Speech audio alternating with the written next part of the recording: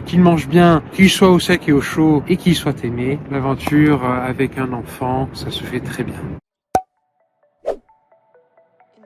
Bonjour Chiloé. Ici c'est la famille Bress.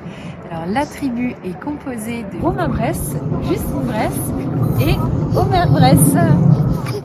On s'est mis dehors à la suite du Covid. À 2 semaines de mon accouchement. Notre truc, c'était et c'est toujours la randonnée en autonomie. Plutôt que de continuer une vie traditionnelle, et on s'est dit qu'on allait partir avec notre bébé à naître et puis aller à la découverte de notre pays. Dans la Nièvre, dans l'Yonne, dans le Lot. Nous sommes partis le 1er avril de Sedan et on a traversé la France en fait jusqu'à rallier Saint-Jean-Pied-de-Port en traversant ce que certains géographes ont appelé la diagonale du vide. L'objectif c'était pas une course, une performance, donc on s'est adapté finalement à notre famille.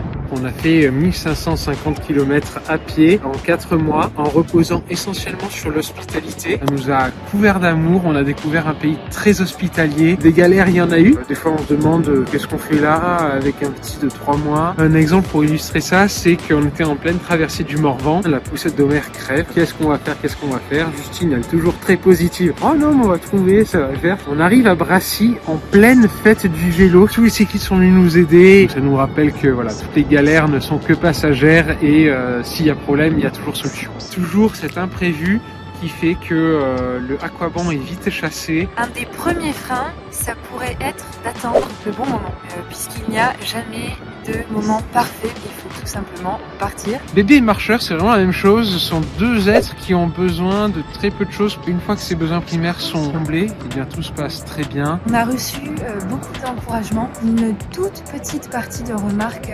négatives qui ne nous ont pas spécialement touchés. À partir du moment où, en tant que parents, le voyage est organisé, on a envie de le faire, c'est quelque chose qu'on porte jusqu'au bout et qu'on assume.